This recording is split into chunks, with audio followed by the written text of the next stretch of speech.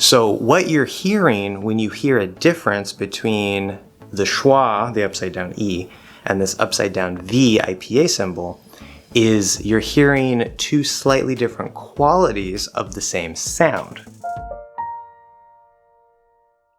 Hi, I'm Josh, your American English guide, and this is English Hacks Pronunciation, where I help you to sound like a native if you want, and to understand natural American speech better. If you've been learning English for a while, you probably know about a little sound called the schwa. You also probably know that many teachers say that the schwa and another sound, the upside down V in IPA, are the same sound.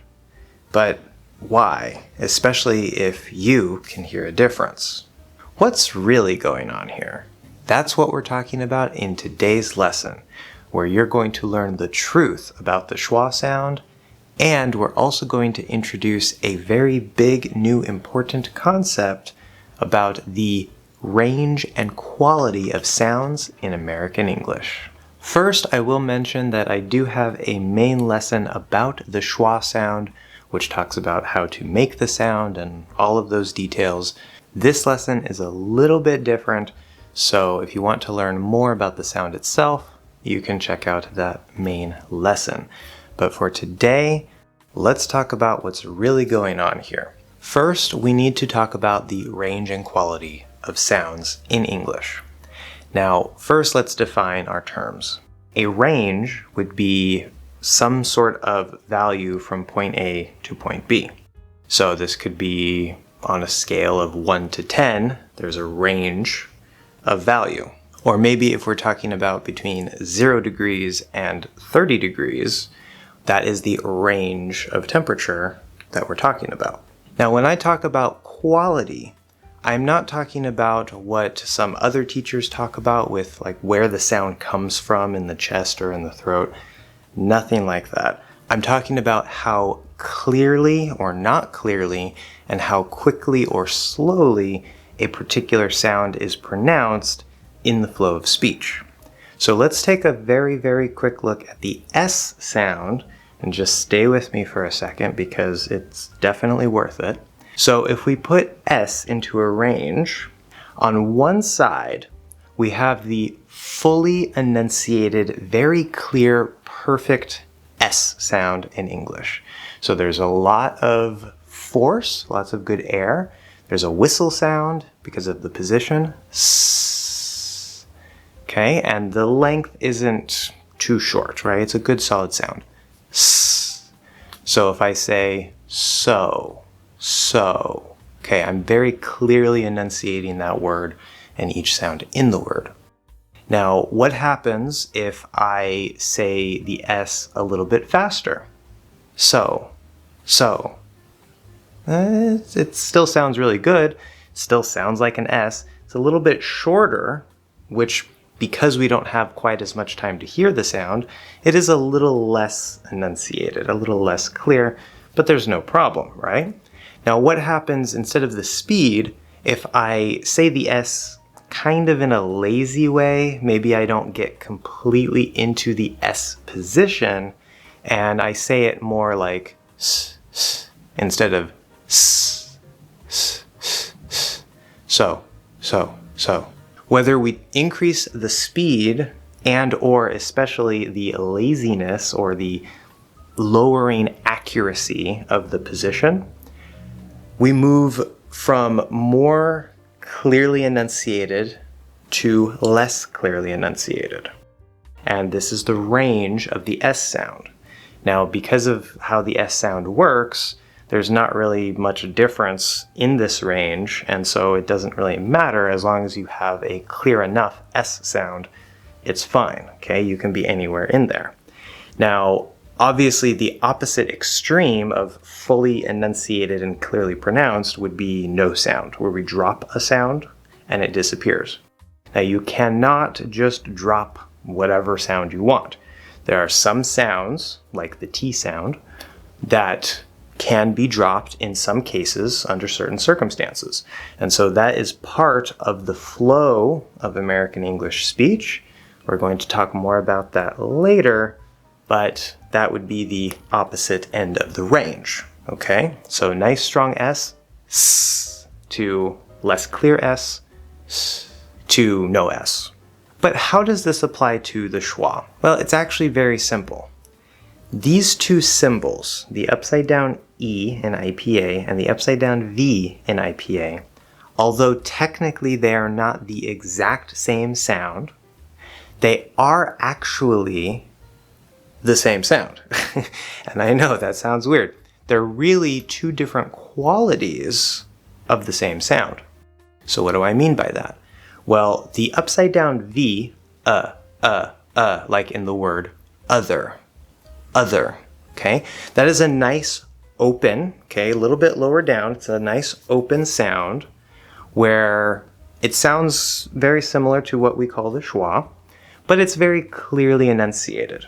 And that would be on this end of the range, where it's a fully enunciated, clear sound. Other. Now, what happens if I try to say other, but I start speaking either really quickly or I get a little lazy with the sound and maybe I don't open my mouth as much? Other, the other day, the other. It actually is a schwa sound, okay? It is an actual real schwa sound. And you might be saying, well, it's a reduction. Hold that thought. We're going to come back to reductions for the schwa in a second. But what happens if we go the other way? What happens if we take a word like the preposition of, which is basically supposed to be a schwa sound. It's almost always pronounced as a schwa. It's just a little sound. And if I want to clearly enunciate that word of, I'm naturally going to open my mouth a little bit more. I'm going to go a little bit lower into that position for the upside down V. So what you're hearing when you hear a difference between the schwa, the upside down E, and this upside down V IPA symbol is you're hearing two slightly different qualities of the same sound. These are actually 2 points in the full range of one sound. Now, what's the opposite end of the range? Okay, if we have the upside down V and we have the schwa sound in here, what happens when we're at the other end? Well, that would be a dropped sound, right? In some cases, like another, that first syllable is It's an actual real true schwa sound, the upside down E. But it's possible to kind of just drop that sound, especially informally, and say, "Nother. Give me another beer. Give me another beer. Another beer." So that schwa might possibly be able to drop, especially in faster speech. So again, notice we're increasing the speed, we're increasing the laziness, or we're lowering the clarity, the clearness, and the enunciation of the sound to the point where it might completely drop and it just actually disappears. Okay, so sometimes this might lead to a syllabic consonant, sometimes it might just disappear and the next syllable starts. But again, we see this full range of one sound. In other words, this upside down V IPA symbol, the is actually just the fully enunciated, very clearly pronounced version of what we call the schwa sound in American English. Now, it's for this reason that I simply refer to both of these symbols as the schwa. Okay, when you hear me talk about either of these symbols, I call them the schwa because they are the same sound. And the reality is, the truth is, that these are actually just 2 points on the range of one sound.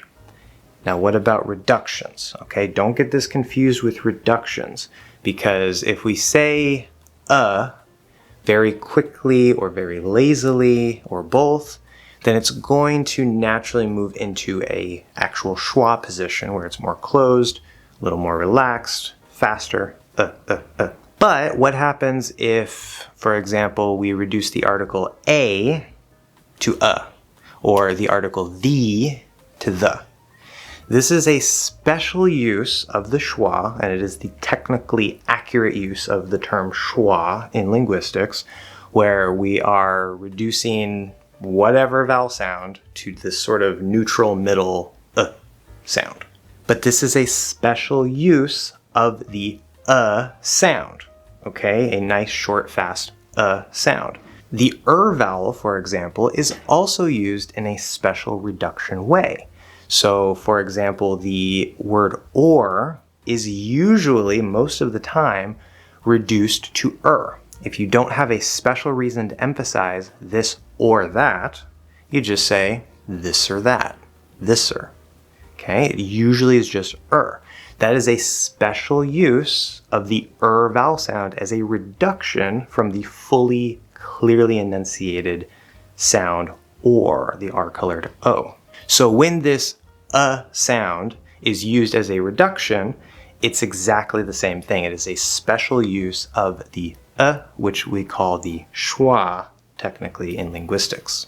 Now there are even more ways that this idea of the range and quality of sounds applies to American English speech. And in fact, this also explains why we have so many T sounds.